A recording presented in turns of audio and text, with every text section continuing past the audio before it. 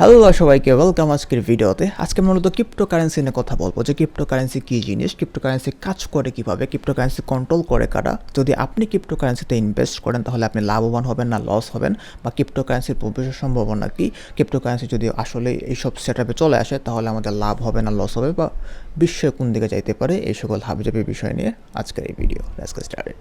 ক্রিপ্টোকারেন্সিকে অনেক সময় বলে থাকে প্রাইভেট ডিজিটাল কারেন্সি। ক্রিপ্টো মানে হচ্ছে গোপনীয়তা, যে কারণে প্রাইভেট কথাটা চলে আসছে। গোপনীয়তা মানে কি, ক্রিপ্টো আপনার সকল তথ্য আপনি যাই পাঠান না কেন, যাই করেন না কেন, সব কিছু গোপন রাখবে। এই তথ্যগুলো আপনি ছাড়া দুনিয়ার কেউ দেখতে পারবে না, বা যাকে পাঠাইতেছেন সে ছাড়া দুনিয়ার কেউ দেখতে পারবে না। আপনার তথ্য তার কাছে যাবে না, তার তথ্য আপনার কাছে আসবে না, যার কারণে ক্রিপ্টো একটা সিক্রেট বিষয় হিসেবে কাজ করে, বা একটা সিক্রেট মাধ্যম হিসেবে কাজ করে। যখন ধরেন কথার কথা, আমি যদি আপনাকে কিছু একটা পাঠাইতে চাই, লাইক যদি আমি আপনাকে টাকা পাঠাই, তো নিশ্চয়ই আমি কোনো একটা মাধ্যমে সাহায্য নিব, লাইক বিকাশ, রকেট অথবা ব্যাংকের সাহায্য নিব। তো ওইখানে একটা কস্ট আছে। তারা কিন্তু আবার জানে যে আমার ইনফরমেশন কী, বা আমার নাম কী, আমি কোথায় থাকি, আসলে বিষয়, ভোটার আইডি কার্ড সব কিছু তারা জানে। কিন্তু ক্রিপ্টোকারেন্সিতে এই বিষয়টা না। ক্রিপ্টোকারেন্সির মধ্যে কেউ জানে না, বা থার্ড পার্টি কোনো মাধ্যম জানে না যে আপনি কে, আপনার ইনফরমেশন কী, আপনি থাকেন কই, আপনার এনআইডি কার্ড কী, আপনার নাম্বার কী, কিচ্ছুই জানে না কেউ, একমাত্র আপনি ছাড়া। তো ক্রিপ্টোকারেন্সি একটা বিশাল সুবিধা হলো, সে আপনার প্রাইভেসি মেনটেন করে, আর আপনি ছাড়া দুনিয়ার কেউই আপনার সম্পর্কে কিচ্ছুই জানে না। সো এখন একটা প্রশ্ন আসে যে ক্রিপ্টোকারেন্সি কাজ করে কীভাবে। ক্রিপ্টোকারেন্সিটা হচ্ছে ব্লক চেইন দিয়ে করা। ব্লক চেইন মানে কি, ধরেন এটা একটা স্টোরেজ। স্টোরেজের মধ্যে যদি একবার কোনো কিছু ফিট হয়ে যায় তাহলে এটা থেকে কোনো কিছু বের হবে না, এটা এমন সিস্টেমে করা।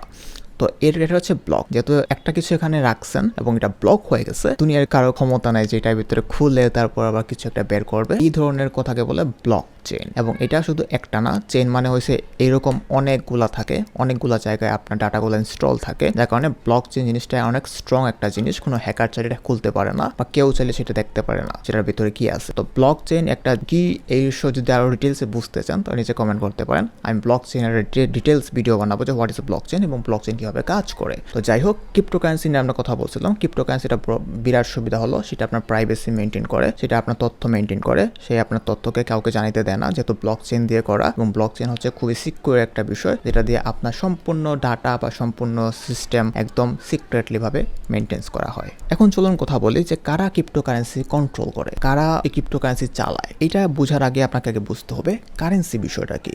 কারেন্সি হলো কোনো দেশের টাকার যে মান মান মান বললে ভুল হবে, যেমন বিডিটি, ইউএসডি, এইসব সিস্টেমকে বলে কারেন্সি। কারেন্সি মূলত কন্ট্রোল করে কারা, কারেন্সি কন্ট্রোল করে গভর্নমেন্ট। গভর্নমেন্ট চাইলে টাকা অধিক হারে ছাপাইতে পারে, গভর্নমেন্ট চাইলে টাকার মান কমাইতে পারে না, বা টাকা অধিক হারে ছাপাইলে টাকার মান কমে। অনেক সময় দেখেন যে পণ্যের দাম বেড়ে যায়, তো এসব কারণ হয় মূলত বেশি বেশি টাকা ছাপানোর কারণে, এবং যেহেতু বেশি বেশি টাকা ছাপানো হয় টাকার মানটা আস্তে আস্তে কমতে থাকে। কিন্তু সেম উল্টাভাবে হচ্ছে ক্রিপ্টোকারেন্সি, যেটাকে বিটকয়েনও বলতে পারেন। বিটকয়েন বিষয়টা কি আপনাকে একটু ভেঙে বলে, তাহলে পুরো বিষয়টা আপনার সাথে ক্লিয়ার হয়ে যাবে। বিটকয়েন বিষয়টা হলো, আপনি বিটকয়েনকে একটা গোল্ডের সাথে তুলনা করতে পারেন। গোল্ড মানে হচ্ছে স্বর্ণ। স্বর্ণ দেখেন যে অনেক লিমিটেড, আপনি চাইলে স্বর্ণ বানাইতে পারবেন না, যার কারণে স্বর্ণের দাম অনেক বেশি।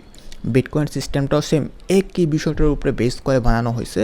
বিটকয়েন বিষয়টা আপনার স্বর্ণের সাথে তুলনা করা হয়, কারণ বিটকয়েন তফাৎটা হলো বিটকয়েন হচ্ছে ডিজিটাল এবং স্বর্ণ হচ্ছে ভার্চুয়াল, জাস্ট এইটুকুই তফাৎ।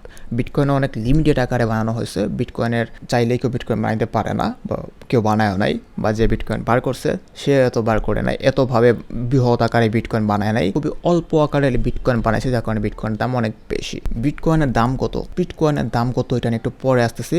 তার আগে আপনাকে বলি যে ক্রিপ্টোকারেন্সির অসুবিধাটা কি।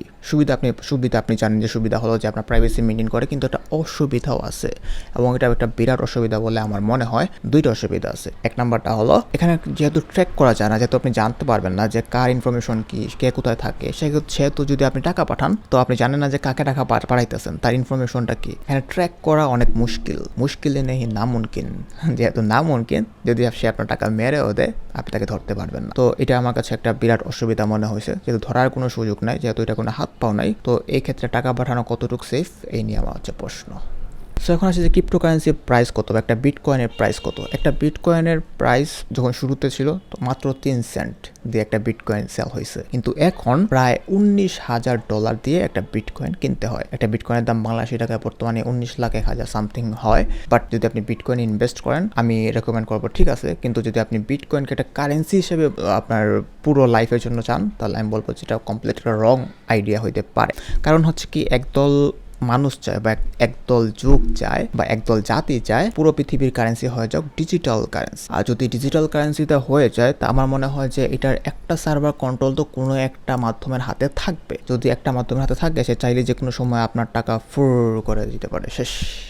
তো যদি এটা হয় তাহলে আপনি হয়তো আর্থিক পঙ্গু হয়ে যাবেন, আপনার ব্যাংক ব্যালেন্সে কোনো টাকা থাকবে না, আপনার চলার মতো কোনো টাকা থাকবে না যদি কারেন্সিটা অন্য একটা মাধ্যমের হাতে চলে যায়। তো আমার মনে হয় কারেন্সি হিসেবে আপনি বিটকয়েন বা ক্রিপ্টোকারেন্সিকে ইউজ না করেন, কারণ ক্রিপ্টোকারেন্সি যদি চলে আসে একটা মাধ্যমের হাত অবশ্যই থাকবে এবং সেই মাধ্যমটা আমার খুব সম্ভবত মনে হয় ইলুমিনিয়াতি বা ইহুদিদের একটা হাত হইতে পারে। I am not sure about that, but আমার মতে একটা সম্ভাবনা আছে। এর একটা রেফারেন্স টানছি কেন, এটার একটা ভিডিও ফুটেজ আমি আপনাকে এখানে দিব। অর্থ সম্পদ যা আছে এগুলোকে কাগজের টাকায় রেখে দিবেন না, আমার নসিহত। হয়তো বুঝতে পারছেন না, মাথার উপর দিয়ে যাচ্ছে কথা, কিন্তু পরে বুঝবেন। টাকা পয়সা যা আছে এগুলোকে ব্যাংকে কাগজের টাকার মধ্যে রেখে দিবেন না, কারণ কাগজের টাকা সামনে আর থাকবে না। লিখে রাখেন, কয়েক বছর পরে দেখতে পারবেন সমস্ত টাকা হয়ে যাবে ইলেকট্রনিক। খালি পাঠাবেন ইলেকট্রনিক মানি, মানে আপনি টাকা ধরতেও পারবেন না, পকেটে রাখতেও পারবেন না, খালি জানবেন আমার অ্যাকাউন্টে এত টাকা আছে। এই পুরো ব্যাংকিং সিস্টেমটা পড়ে যাবে, থাকবে না। বিশ্বাস না হলে লিখে রাখতে পারেন, এই পুরো ব্যাংকিং সিস্টেম পড়ে যাবে, কাগজের টাকা থাকবে না। কি করবেন তাহলে? আপনি আপনার সম্পদটাকে সোনায় রূপান্তর করেন, কিছু সোনা করে রাখেন, জমায় রাখেন, রূপায় কনভার্ট করেন। এগুলোর দাম কখনো কমবে না। 100 বছর পরেও সোনার দামই থাকবে। তো 10 বছর পর আপনার 10 লাখ টাকার মান 10 লাখ টাকা থাকবে না, দাম পড়ে যাবে, আপনি সম্পত্তি হারাবেন। এইভাবে তারা সারা বিশ্বকে লুট করছে, এই কাগজের টাকা দিয়ে তারা সারা বিশ্বকে লুট করছে। এটা বুঝবেন না, পরে বুঝবেন। সো এই কারণে আমি চাচ্ছিলাম না যে ক্রিপ্টোকারেন্সিটা কে একটা ডিজিটাল কারেন্সি হিসেবে মেনে নিব, কারণ আমি এটা দিয়ে সবসময় টাকা ট্রান্সফার করব, এই বিষয়টা আমি চাই না। এবং আপনি কি চান সেটা সম্পূর্ণ আপনার ব্যক্তিগত বিষয়। আপনি ক্রিপ্টোকারেন্সিকে ডিজিটাল কারেন্সি হিসেবে করবেন নাকি, অবশ্য করার কোনো সুযোগও নাই, কারণ গভর্নমেন্টে এখনও পারমিশন দেয় নাই। বাংলাদেশে তো আর ব্যান, বাংলাদেশে আপনি ক্রিপ্টোকারেন্সি লিগাল হিসেবে ইউজ করতে পারবেন না। বাট ইন্ডিয়াতে একটা রুলস করা হয়েছে যে ক্রিপ্টোকারেন্সি অ্যাজ এ ইনভেস্ট হিসেবে ঠিক আছে, বাট অ্যাজ এ কারেন্সি হিসেবে ঠিক না। কারণ কেন দেখেন, খুব স্বাভাবিক বিষয়টা, খুবই সহজ হিসাব। গভর্নমেন্টে কোনো কন্ট্রোল নাই, গভর্নমেন্ট জানতে পারবে না যে কত টাকা আসছে, বা গভর্নমেন্টে কোনো লাভ নাই, গভর্নমেন্ট কোনো ট্যাক্স পাচ্ছে না। সো গভর্নমেন্ট কেনই পারমিশন দেবে যে ক্রিপ্টোকারেন্সি তাদের মেইন কারেন্সি হবে? বিষয়টা অনেকটা এরকমই। তো যাই হোক, এই ছিল মোটামুটি ক্রিপ্টোকারেন্সির একটা বেসিক ধারণা। যদি আপনি চান যে বিটকয়েন রিলেটেড বা ক্রিপ্টোকারেন্সি রিলেটেড আরও তথ্য বের করে নিয়ে আসি এবং আপনারা ইনভেস্ট কীভাবে করতে পারেন, ইথেরিয়াম কি, এনএফটির বিষয়টা কি, পুরো জগৎ কীভাবে কাজ করে এই দুনিয়ার, এইসব বিষয়ে যদি আপনি চান ভিডিও বানাবো তো নিচে কমেন্ট করতে পারেন। আমি চেষ্টা করবো যে পরের ভিডিওটা এনএফটি রিলেটেড বা বিটকয়েন রিলেটেড কোনো একটা ভিডিও বানাতে, যদি আপনি সাপোর্ট করেন। তো যাই হোক, এই ছিল মোটামুটি আজকের ভিডিও। আশা করছি আপনাদের ভিডিও ভালো লেগেছে। দেখা হচ্ছে আপনার সাথে পরবর্তী কোনো একটা ভিডিওতে। ভালো থাকবেন, টাটা।